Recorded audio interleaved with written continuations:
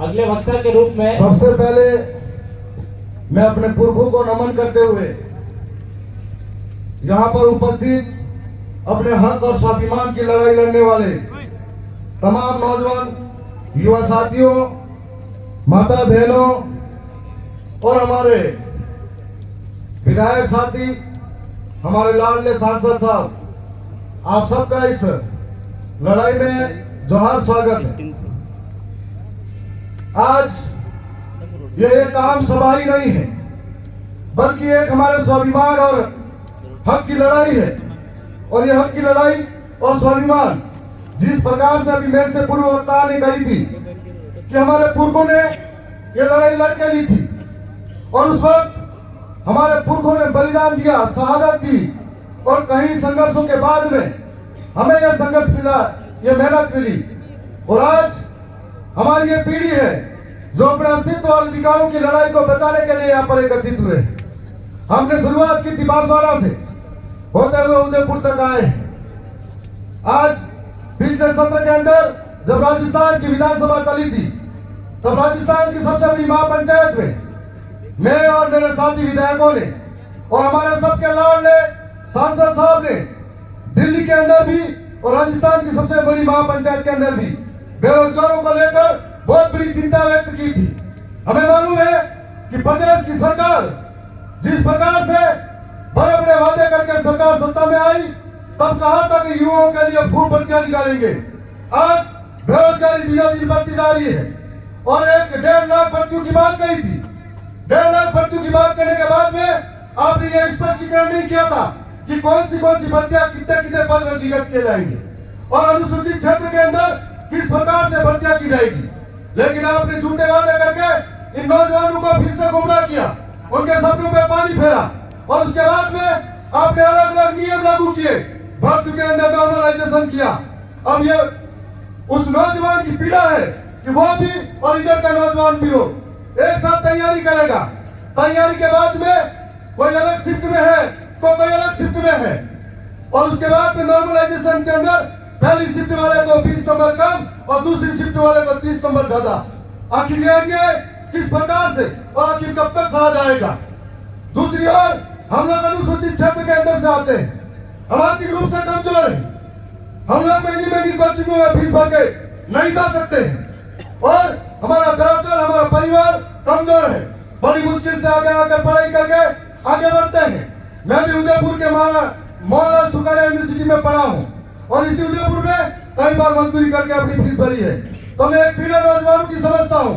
आपने क्राइटेरिया लगा दिया 40%, 30%, 35% और उसके बाद में एक बड़ी साजिश कर दी कि इतने क्राइटेरिया के बाद में हमारे लोग इन भर्तियों से वंचित रह जाते हैं।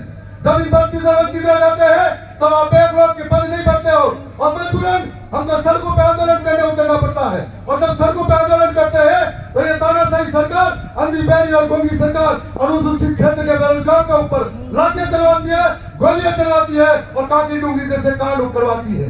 इसलिए मैं कहना चाहता हूँ कि एक एक नौजवानों को हमको एकत्रित होकर लड़ना पड़ेगा, अधिकारों की रक्षा करनी पड़ेगी जिस प्रकार से हमारे पुरखे लड़े हैं। आज बेरोजगारों की बहुत सारी पीड़ा है। हमने राजस्थान की विधानसभा के अंदर यह कहा था कि जिस प्रकार से पूरे राजस्थान के लिए आप भर्ती तो निकालते हो, लेकिन टीएसपी के अंदर अनुसूचित क्षेत्र के अंदर हर बार धोखाधड़ी होती है। हमारे को स्पष्ट नहीं कहा जाता है कि किस प्रकार से कितनी भर्ती में हमारे पद हैं। और इस धोखे के साथ में हमने कहा था कि हमारे लिए अलग कैडर बनाया जाए, अनुसूचित क्षेत्र की अलग भर्तियां की जाए ताकि हम लोग सुरक्षित हो सके और हमारे हाथ में हम लोग हमारा हक अधिकार ले सके।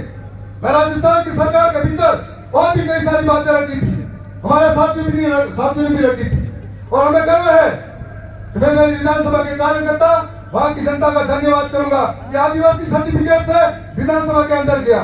मैं एक बात और भी कहना चाहूंगा, मैं धन्यवाद की विधानसभा ने मुझे जिता कर भेजा, उसी प्रकार से लोकसभा के अंदर उदयपुर से हमारे पड़ोसी थे नंदलाल जी रावत को भेजा था और वो भी आदिवासी सर्टिफिकेट से वहां गए थे। फर्क इतना है कि मैं वहां जाकर शिक्षा के लिए बोला, वो पाखंड के लिए बोला। मैं वहां जाकर जल जंगल जमीन बचाने के लिए बोला और धर्म की लड़ाई लड़ने के लिए बोला। फर्क इतना है कि हमने अधिकार की बात करी, वो हमारे समुदाय को लट मरवाने की बात करी। फर्क से निपटना है, वो उसने धर्म की लड़ाई लड़ी, हमने नौजवानों के पीड़ा को आगे ले जाने का काम किया और आज इस लड़ाई को आगे ले जाने का हम काम कर रहे हैं। लेकिन आज जनता सब देख रही है, अपनी पागलपंती की बढ़ गई है कि जो लोग उसके साथ में रहे उन्हें जंगलों से विस्थापित करने की बात करने लगे। हमारे 84 के लाल राजकुमार जी जब दिल्ली की संसद के अंदर पूरे देश के लिए गरजते हैं तो उन्हें इतना चिड़चिड़ापन हो जाता है कि आज आए दिन कई तरीके की बातें रखते हैं। राजस्थान की सरकार के अंदर भी और ये देश की सरकार है जो बीजेपी की सोच है, जब जब हम हक के लिए बोले हो तो आदिवासी को मारने की बात करी हो या नक्सलवादी के ठप्पे लगाए गए हैं। आने वाले समय में एक एक नौजवान इस बात को समझ रहा है, एक एक नौजवान इस बात को देख रहा है। मैं उदयपुर संभाग के अंदर जो टीएडी विभाग है, हमने इस घोटाले को उजागर किया था कि टीएडी विभाग बना था आदिवासी बच्चों के उत्थान के लिए। जो गरीब बच्चे हैं हॉस्टल में पढ़ेंगे, पौष्टिक पोषण मिलेगा, लेकिन किस तरीके से भ्रष्टाचार चरम पर है और किस तरीके से भ्रष्टाचार इन मंत्रियों के अंदर और इस राजस्थान सरकार के जितने भी अफसर है उनकी नस नस में भरा हुआ है। और इस तरीके से घटिया पोषण हम बच्चों का वितरित करते हैं। पता नहीं कौन सा पाउडर का दूध है कि नहीं है, जो गाय भैंसों का चरा के दूध पीता है उसको घटिया सामग्री इस्तेमाल करते हैं। जब राजस्थान की विधानसभा के अंदर मेरे 4 साथी हुए, हमने प्रदर्शन किया था तो आज उनकी नस दबाने के लिए राजस्थान के सरकार ने उनके जान पिटाने का कार्य शुरू कर दिया है। मैं यह भी कहना चाहूंगा उदयपुर संभाग के अंदर बहुत सारे ऐसे अधिकारी हैं जो इन बीजेपी के लोगों के इशारों पर काम करते हैं। कभी कभी मुझे लगता है सरकार तो पर्ची से भरी थी पर कुछ अधिकारी भी पर्ची से बड़े हो, ऐसा लगता है। और अब कहना चाहूंगा कि जो अभी उनके इशारों पे चल रहे हैं संभल के रहना, अगली सरकार किसकी बनेगी ये हमारा आपका बाप तय करेगा। और आने वाला समय नजदीक है। यह भी कहना चाहूंगा कि आदिवासी इलाके के अंदर जो आदिवासी वन अधिनियम कानून बने नहीं, वन में रहे, जंगल में रहे, जब ये जंगल में कानून बने नहीं उससे पहले से जंगल में रहे, इस जमीन पर रहे, जब इस देश का नाम भारत नहीं था, जब संविधान नहीं बना था, वन अधिकार कानून नहीं बने थे। लेकिन आज बाहरी कंपनियों को आपके फायदे के लिए अंदर घुसा रहे हो, आदिवासी को बेदखल कर रहे हो, आदिवासी माफ नहीं करेगा और आदिवासी को बेदखल कर रहे हो। यदि बाहरी कंपनियों को जमीनें दे सकते हो तो क्या इस आदिवासी जंगल में रह रहा उसको नहीं दे सकते हो? वन अधिनियम 2006 जिसके अंदर फरवरी 2019 को कोर्ट का जजमेंट था कि अधिनियम के तहत आदिवासी को पट्टे दिए जाए जो आदिवासी वर्षों से जंगल में रह रहा है। और हम आदिवासी जंगल को नुकसान नहीं करते हैं। झूठे नारे लगाने वाली सरकार, पेड़ लगा के सेल्फी लेने वाली सरकार आज पूरे जंगल को आग से आग के हवाले कर रही है। और आज ये कहना देना चाहता हूँ कि कई ऐसी बात है जो आदिवासी पढ़ा लिखा है, समझदार है और समझ रहा है, आने वाले समय में एक एक बात का जवाब दिया जाएगा। मैं साथ साथ में यह भी कहना चाहूंगा कि उदयपुर संभाग के अंदर कई लोग ऐसे बैठे हुए हैं जब झोपड़ी से निकल के आए थे तो लोगों ने भरोसा किया था और आज झोपड़ी वालों के घर भूल गए और झोपड़ी वालों को फिर से उनकी बस्ती में बैठा और वो कैमरामैन जिन्होंने वो झोपड़ी का फोटो दिखाया था एक बार फिर से जाओ, घर के पीछे 3 मंजिला इमारत खड़ी हो रही वो भी फोटो दिखा के आओ। और उदयपुर के अंदर कहां कहां होटल चल रही है वो आदिवासियों के पैसों से चल रही है, हमें सब मालूम है क्योंकि हमने जनता ने इस काम के लिए भेजा है कि आगे आकर ऐसे जो भ्रष्टाचारी है उनकी नाक में दम करना है। आने वाले समय में आप निश्चित तौर पर समझना, मैं भी बेरोजगार था, दर दर की ठोकरें खा कर इस उदयपुर शहर में दर दर घुमा था। मैं एक एक पीड़ा को समझता हूँ।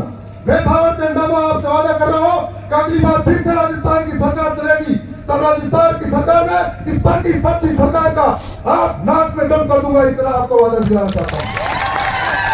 आपकी हर एक बात को राजस्थान की सरकार के सामने ले जाऊंगा, चाहे वो सरकार आती हो, बैरी हो या खूटी हो, उनके सामने आपकी पीड़ाओं को लेके जाऊंगा कि किस प्रकार से 4 साल तक भर्तियों के लिए इंतजार करवाते हैं, छात्रवृत्ति के नाम पर हमारे साथ धोखा हो रहा है और सरकारी योजनाओं की स्कूलियां दूर खा रही है। ये सारी चीजें हमारी आंखों के सामने है। आज फिर से लड़ाई है, जो लड़ाई एक बहुत बड़ा जन आंदोलन है। ये जन आंदोलन उदयपुर के अंदर हो रहा है, लेकिन नंदी बेरी सरकार को देखना चाहिए, सुनना चाहिए इनकी पीड़ा को। यदि नहीं सुने रहते नहीं सुना तो ये जो नौजवान है, ये युवा है, ये वायु की तरह है जो आपको पलट के रख देगा। मैं पुनः बहुत सारे वक्ता यहाँ पर मौजूद हैं तो अपनी वाणी को ये विराम देता हूँ। बहुत बहुत धन्यवाद। आप सबका जोहार। खूब खूब जोहार विधायक साहब।